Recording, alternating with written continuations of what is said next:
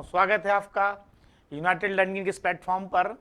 और आज हम आपके लिए यहाँ पर आए हुए हैं जितने भी डिफेंस एस्पिरेंट्स बच्चे हैं जो डिफेंस की तैयारी कर रहे हैं या करेंगे या कर रहे हैं, उनके लिए एनडीए की तैयारी कर रहे हैं या सीडीएस की तैयारी कर रहे हैं या एफकैट की तैयारी कर रहे हैं या जो एमएनएस की तैयारी कर रही हैं लड़कियाँ, उनके लिए जो है ये हम साइंस का स्टार्ट करने जा रहे हैं। साइंस वाले पार्ट में जो आपका साइंस में फिजिक्स, केमिस्ट्री और बायोलॉजी आती है, उस वाले पार्ट का हम केमिस्ट्री से आज स्टार्ट करने जा रहे हैं। ठीक है, तो केमिस्ट्री से हम स्टार्ट करने जा रहे हैं। तो थोड़ा सा हम पहले देखेंगे कि साइंस का क्वेश्चन कैसे कैसे क्या क्या चीज़ होती है, क्या क्या चीज़ें उसमें आती हैं। ठीक है, और एक चीज़ पहले मैं बता देना चाहता हूँ कि जो आपका साइंस में पढ़ाने जा रहा हूँ या केमिस्ट्री वाला पार्ट पढ़ा रहा हूँ, जो भी साइंस पढ़ाऊँगा, देखो सिलेबस का यहाँ जो पढ़ाया जाता है, सिलेबस कोई भी टीचर पढ़ा रहा है, ऑनलाइन ऑफलाइन जो भी है, सिलेबस आपको ये बताना चाहता है कि सिलेबस में ये कंटेंट है। जैसे मैंने कहा, किसी चीज़ एग्जांपल दिया, जैसे मैंने कहा हीलियम की बात करते हैं, तो हीलियम क्या है, लाइटेस्ट की बात करते हैं तो लाइटेस्ट एलिमेंट की, लाइटेस्ट गैस है, आपके सबसे हल्की गैस के रूप में जाना जाता है हीलियम। इस ब्रह्मांड में, यूनिवर्स में जो है हीलियम जो है, आप क्या कह सकते हैं, सबसे ज़्यादा गैस जो हाइड्रोजन होती है नंबर 2 पे जो पाई जाती है वो हीलियम गैस पाई जाती है। सबसे ज़्यादा हाइड्रोजन है, 10 नंबर 2 पे हीलियम गैस पाई जाती है। हीलियम गैस जो होती है ये आपके एक तरह की इनर्ट गैस के अंतर्गत आता है। ठीक है, तो हमने कहा कि जो पॉइंट बता दिया हीलियम गैस का कहाँ पे इस्तेमाल करते हैं, तो हीलियम गैस हम एरोप्लेन के टायर में भरने के लिए इस्तेमाल किया जाता है। ठीक है, क्योंकि इनर्ट होती है इसलिए। पहले हाइड्रोजन का करते थे लेकिन अब हम हीलियम का करने लगे हैं। तो हमने बताया, तो कहने का मतलब ये जो हम बता रहे हैं बातें, ये जितनी बातें अभी तक मैंने बताई, ये एनडीए के पेपर में या सीडीएस के पेपर में कहीं ना कहीं घुमा करके पूछा गया है क्वेश्चन। तो हम यहाँ पे बताना ये चाहते हैं कि जो भी चीज़ हम लोग डिस्कस कर रहे हैं वो हम बताते हैं किस तरह क्वेश्चन पैटर्न आ रहा है, कैसा क्वेश्चन आएगा। अब हीलियम के मैंने मान ली 2 यूज़ बता दिए और मैं उसका एक यूज़ या 2-3 यूज़ और यूज़ नहीं बता पाया या नहीं बताया, आपको दिमाग में नहीं रहा, तो इसका मतलब नहीं कि और उसके यूज़ नहीं है। तो जब आप रिवीजन करें, कहीं पढ़ रहे हैं, कहीं पे क्वेश्चन पेपर लगा रहे हैं, प्रैक्टिस सेट रिवाइज कर रहे हैं, तो जहां भी आपको यूज मिलता है तुरंत उठा के ऐड लिख लीजिए। क्योंकि सर यही बताना चाह रहे हैं कि जब हम पढ़ाते हैं, कोई भी टीचर पढ़ाता है तो ये बताना चाहता है कि ये सिलेबस क्या है, बट कि यूज के नहीं, कैसे यूज उसके 3-4 सर कई भी हो सकते हैं। तो जो भी कुछ एक्स्ट्रा आपको मिलता है तो नोट्स में लिखना है। हम जो पढ़ाएंगे वो नोट्स है, वो नोट्स ये बताता है, जो भी पढ़ाया गया जो कंटेंट ये बताता है कि सिलेबस में क्या चीज़ है, क्या क्या चीज़ें आती हैं एग्जाम में, उस बिहाफ से बनाया गया है। बट उसके नंबर ऑफ यूजेस हो सकते हैं। ठीक है, कई सारी चीज़ें हो सकती हैं, तो उस पैटर्न पे हमको पढ़ना है। ठीक है, इस बात को ध्यान में रखिएगा। एक चीज़ और, जब हम पढ़ाते हैं तो यहाँ पर जैसे क्या हुआ कि जो टॉपिक हम उसको इंग्लिश में ही डिस्कस करेंगे, मतलब कि इंग्लिश में आपको कंटेंट मिलेगा, बट जो एक्सप्लेनेशन होगा उसको मैं हिंदी में भी करूँगा। ठीक है, ये चीज़ रहेगी। तो आपको ध्यान देना, इंग्लिश में, इंग्लिश और हिंदी में बाइलिंगुअल लेके चलूंगा, बट जो कंटेंट लिखा मिलेगा आपको वहाँ पे इंग्लिश में ही मिलेगा। और मेरा मानना ये है कि अगर आप डिफेंस में जाना चाहते हैं, सेना में जाना चाहते हैं, तो आपको हर बच्चा जो डिफेंस जाना चाहता है उसको इंग्लिश को उसको आपको करना पड़ेगा। इंग्लिश अगर आप हिंदी मीडियम है तो उसको आप इंग्लिश को आपको करना पड़ेगा, उसको आपको अपने अंदर लाना पड़ेगा, क्वालिटी डेवलप करनी पड़ेगी। क्योंकि अगर आप एसएसबी देने चाहते हैं, तो अगर आप एसएसबी में खाली प्योर हिंदी बोलेंगे या प्योर हिंदी या इंग्लिश आप यूज़ नहीं कर रहे हैं, तो कहीं ना कहीं आपको एसएसबी वाले पार्ट में दिक्कत हो सकती है। ठीक है, मैं ये नहीं कहता कि हिंदी मीडियम का जो बच्चा है वो कभी एनडीए क्रैक नहीं किया है। मेरा जूनियर एनडीए क्रैक किया है, प्योर हिंदी मीडियम का था लेकिन प्योर हिंदी बोलता था। ठीक है, इस समय जो है उसकी पोस्टिंग जो है कश्मीर में है, तो उसने जो है प्योर हिंदी का था। मैं एनसीसी कर रहा था, 3 यूपी नेवल एनसीसी जो कि आपकी महानगर में है, वहाँ से मैं एनसीसी कर रहा था। तो मेरा जूनियर था, उसको ये जानकारी हुई कि मैं एसएसबी दे के आया हूँ, तो उसने वो मिला मुझसे और थोड़े से अपने जो है टिप्स वगैरह लिए और वो जा करके वहाँ पे उसने क्रैक कर दिया। ठीक है, तो कहने का मतलब है प्योर, लेकिन आप कैसे वहाँ पे अपने आप को एक्सप्रेस करते हैं ये चीज़ें इंपॉर्टेंट होती है। बट अगर एक ऐसा बंदा है जिसकी इंग्लिश भी अच्छी है और हर तरीके से पर्सनालिटी उसका सब कुछ अच्छा है, आप एक ऐसे हैं जहाँ पे आपको हिंदी में इंग्लिश आपको बिल्कुल नहीं आ रही है या इंग्लिश में कुछ भी पूछा जा रहा है तो आप उसमें कोई आप जवाब नहीं दे रहे हैं, तो फिर हम उस बंदे को सिलेक्ट करेंगे जो उनको अच्छा मिल रहा है, ना कि उसको कि जो उसको दिक्कत हो रही है। ठीक है, हाँ मैं मानता हूँ कि वो कहते हैं कि हमको जो है आपके अंदर ऑफिसर लाइक जो कुछ क्वालिटीज़ होनी चाहिए, बाकी ऑफिसर तो वो खुद बनाते हैं, बिल्कुल वो कहते हैं, बिल्कुल हम इस चीज़ को स्वीकार करते हैं, लेकिन आपके अंदर कुछ तो क्वालिटी हो जिसको आपको वो उसमें दिखे उनको और आपको आगे ले जाके उसको ऑफिसर में कन्वर्ट करें। ठीक है, तो कुछ बातों को ध्यान में रखना है। स्टार्ट करते हैं, थोड़ा सा हम इसके बारे में बताते हैं पेपर के रिलेटेड और फिर हम स्टार्ट करेंगे। ठीक है, तो देखिए जो हम लोग पढ़ने जा रहे हैं, पहला टॉपिक हमारा पीरियोडिकल क्लासिफिकेशन है। ठीक है, बिल्कुल सही है। और ये जो है, ये जो तैयारी है मैंने लिख दिया, जो मेनली एनडीए की जो तैयारी कर रहे हैं या सीडीएस की जो तैयारी कर रहे हैं, एफकेट की जो तैयारी कर रहे हैं, सीएपीएफ यानी असिस्टेंट कमांडेंट कहते हैं उसकी तैयारी कर रहे हैं, या जो एमएनएस जो तैयारी कर रहे हैं, उनके लिए नोट्स फ्रूटफुल है, उनके लिए फायदेमंद होगा, उसको आप पढ़ते हैं। ठीक है, कम कंटेंट में हम ज़्यादा से ज़्यादा कराने की कोशिश कर रहे हैं, और इसमें मेरा यही है कि आप अगर इन कंटेंट को अच्छे से पढ़ते हैं, अच्छे से देखते हैं, तो आप साइंस वाला पार्ट में हम केमिस्ट्री अभी लेकर चल रहे हैं, तो इससे ज़्यादा से ज़्यादा आप क्वेश्चन को अच्छे से हल कर पाएंगे। ठीक है, यही उम्मीद करते हैं। तो देखते हैं थोड़ा सा, एक पहले थोड़ा सा समझ लेते हैं हम। ठीक है, इस चीज को अगर बात करते हैं हम एनडीए वाले पार्ट में, ठीक है, एनडीए वाले पार्ट में बात करते हैं थोड़ा सा, तो एनडीए वाले में क्या होता है, जो आपका जीएटी होता है, एनडीए में जीएटी होता है। जीएटी वाले पार्ट में आपके 50 क्वेश्चन होते हैं आपके साइंस के। ठीक है, 50 होता है आपका जीके जीएस। ठीक है, और 50 क्वेश्चन ही आपके होते हैं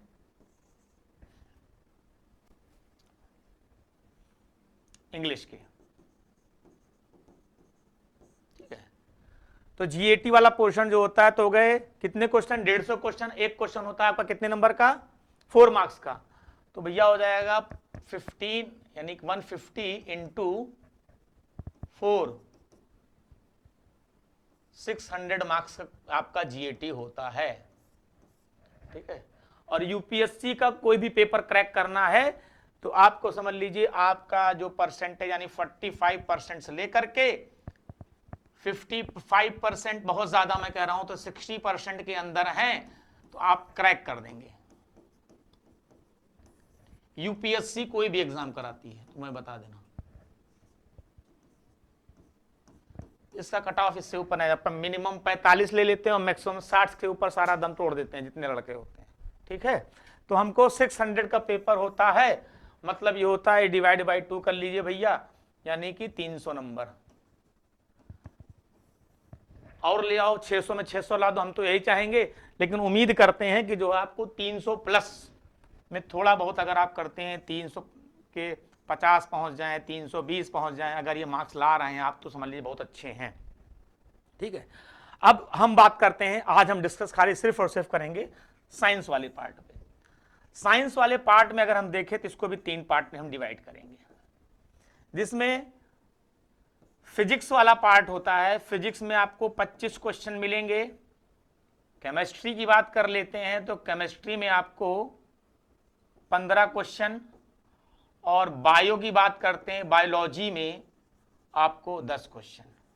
ठीक है, 25 क्वेश्चन फिजिक्स का, केमिस्ट्री में आपको 15 क्वेश्चन और 10, टोटल आपके 50 क्वेश्चन हो जाएंगे। ठीक है, अब फिजिक्स वाला जो है, फिजिक्स में भी देख लीजिए, आप उठा के 10 साल का इतिहास उठा के देख लीजिए पेपर का। फिजिक्स में आपको अगर 25 क्वेश्चन है तो मुश्किल से 2 या 3 न्यूमेरिकल मिलेंगे, बस इससे ज्यादा न्यूमेरिकल नहीं मिलेंगे। 2 या 3 क्वेश्चन आपको न्यूमेरिकल के फॉर्म में मिलेंगे, और सीडीएस में शायद वो भी ना मिले, एक आध मिले। ठीक है ना, तो 25 क्वेश्चन वहां पे मिलेंगे। तो आपको अपना कॉन्सेप्ट क्लियर करना है और फॉर्मूले याद रहे, बस फॉर्मूले बेस्ड आपको न्यूमेरिकल मिलेंगे और उसमें एक्स्ट्रा कोई वो नहीं है। तो कॉन्सेप्ट अगर क्लियर है तो फिजिक्स के क्वेश्चन, तो कुछ लोग न्यूमेरिकल के पीछे भागते हैं, न्यूमेरिकल वाला जो ज्यादा भी आता है, तो आपका जो एयरमैन अग्निवीर जो होता है, उसमें जो एक्स ग्रुप का फॉर्म होता है, एक्स ग्रुप जो परीक्षा होती है, उसमें फिजिक्स में क्वेश्चन आते हैं। लेकिन उसमें भी इतना नहीं आता है कि अगर आपका 15 क्वेश्चन कॉन्सेप्ट पे होता है, 4 ही 5 न्यूमेरिकल वहां भी ऐसे होते हैं, इससे ज्यादा आपके न्यूमेरिकल वहां पर भी नहीं होते हैं। तो आप कॉन्सेप्ट फोकस करिए कि अगर आपका कॉन्सेप्ट क्लियर है तो न्यूमेरिकल के पीछे भागने की आवश्यकता नहीं है। जो डिफेंस एस्पिरेंट्स हैं उनमें इनको ही बात कर रहा हूं मैं, अभी डिफेंस को ही फोकस करके चल रहा हूं और लोगों को नहीं। तो 25 क्वेश्चन फिजिक्स कॉन्सेप्ट पे फोकस करिए, कॉन्सेप्ट को अगर क्लियर है तो क्वेश्चन आराम से नहीं रहे। आते हैं केमिस्ट्री में। केमिस्ट्री में 15 क्वेश्चन बोल रहा हूं, एक दो क्वेश्चन कम, एक आध क्वेश्चन कम, एक आध क्वेश्चन ज्यादा, बस इससे कुछ ज्यादा कुछ नहीं। उसे मैनेज होगा। बायोलॉजी के 10 क्वेश्चन, ठीक है। तो ये जो सिलेबस इस फॉर्मेट में है, ठीक है। ये तो मैंने बात कर ली किसकी, साइंस वाले पार्ट की मैंने बात कर ली, किसकी, एनडीए वालों के लिए बात कर ली है। अगर हम इसी चीज को सीडीएस में समझो तो छोटे में बताना चाहूंगा, सीडीएस वाले जो बच्चे होते हैं उसमें 30 क्वेश्चन साइंस के होते हैं, साइंस के होते हैं, ठीक है। सिर्फ साइंस की बात कर रहा हूं, सीडीएस में मैं साइंस की बात कर रहा हूं, जिसमें 10 question physics, 10 question chemistry, 10 question biology, 30 question होते हैं, ठीक है। और इसलिए बात कर रहा हूं भैया ये इस चीज की, क्योंकि देखो क्या होता है, अगर जो बच्चे पीसीएम से हैं, फिजिक्स केमिस्ट्री मैथ पढ़ रहे हैं, ठीक है, तो आप पीसीएम से इंटर किए हैं और इसमें जो साइंस में बोल रहा हूं ना, ये अगर सिर्फ और सिर्फ आप तो इंटर अपियरिंग या इंटर बाद वाले पेपर देते हैं, लेकिन जिसकी हाई स्कूल तक कॉन्सेप्ट है वो साइंस में 50 क्वेश्चन में, हाई स्कूल तक खाली कॉन्सेप्ट क्लियर, तो 50 क्वेश्चन में वो अपने 30 क्वेश्चन सही बना सकता है। और जिसने इंटर को भी अच्छे से पढ़ लिया है तो 50 क्वेश्चन में मैं बता रहा हूं कि 50 क्वेश्चन में सिर्फ साइंस वाले पार्ट में कर रहा हूं कि आप 42 क्वेश्चन प्लस सही बना सकते हैं, 40 से 42 क्वेश्चन सही बना सकते हैं।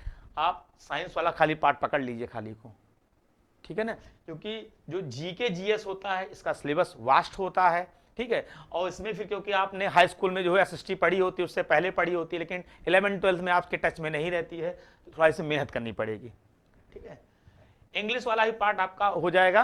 तो अभी मैं साइंस को ज्यादा इससे डिस्कस नहीं करना चाहूंगा। तो मेरा मतलब ये सब इतना बताने का यही है कि साइंस आप बहुत अच्छा कर सकते हैं, क्योंकि आप साइंस स्ट्रीम से हैं और उसमें बेस्ट परफॉर्मेंस कर सकते हैं। अगर आप एक एवरेज बच्चा है, एवरेज बच्चा ही चाहिए डिफेंस को, अगर आप टॉपर है ना, टॉपर, तो जाइए साइंटिस्ट बनिए, देश को वैज्ञानिकों की आवश्यकता है। यहाँ पे एवरेज फिजिकली मेंटली फिट और आपको यानी 70% से अबव बच्चा, 60% अबव बच्चा जो है, और 90 वाले जो बच्चे हैं उनको डिफेंस मतलब जाइए, 90 प्लस वाले भी जा सकते हैं जिनको इच्छा है जाने की, भूत है हमको डिफेंस जाना है, सेना के लिए, कंट्री को फ्रंट से लीड करना है अगर दिल में तो बिल्कुल जाइए, आपके लिए है। लेकिन जो बहुत ज्यादा टॉपर हैं तो देश को वैज्ञानिकों की भी आवश्यकता है, ठीक है ना, तो उनके लिए एवरेज स्टूडेंट मैं कह रहा हूं कि वो है, वो भी कर सकता है और वो 40 प्लस क्वेश्चन वहां पे सही कर सकता है।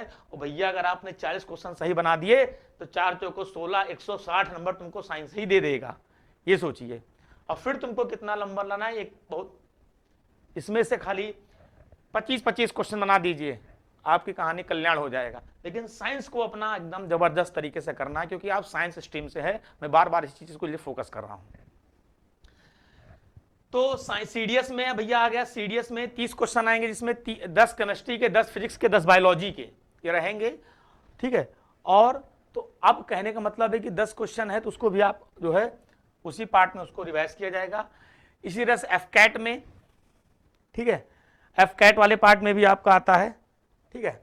एफकैट में आपको साइंस केमिस्ट्री वाला जो पार्ट रहेगा, सीएपीएफ में भी आता है और एमएनएस में। तो जो कंटेंट मैं पढ़ाऊंगा अगर आप अच्छे से इसको कर लेते हैं तो आपका बहुत अच्छा पेपर जाएगा और आपको सारे कॉन्सेप्ट वहां पर क्लियर मिलेंगे और क्वेश्चन फंसेंगे भी अगर आपके सारे कंटेंट अच्छे से रिवाइज रहेंगे तो, ठीक है ना। एमएनएस जो होता है ये नर्सिंग का होता है लड़कियों के लिए, मिलिट्री में, ठीक है। तो इसमें मिलिट्री नर्सिंग ट्रेनिंग जो है आपका है इसमें, तो इसमें क्या होता है कि लड़कियों के लिए होता है, इसमें बायो और केमिस्ट्री का मेन रोल रहता है, बायो और केमिस्ट्री का मेन रोल रहता है।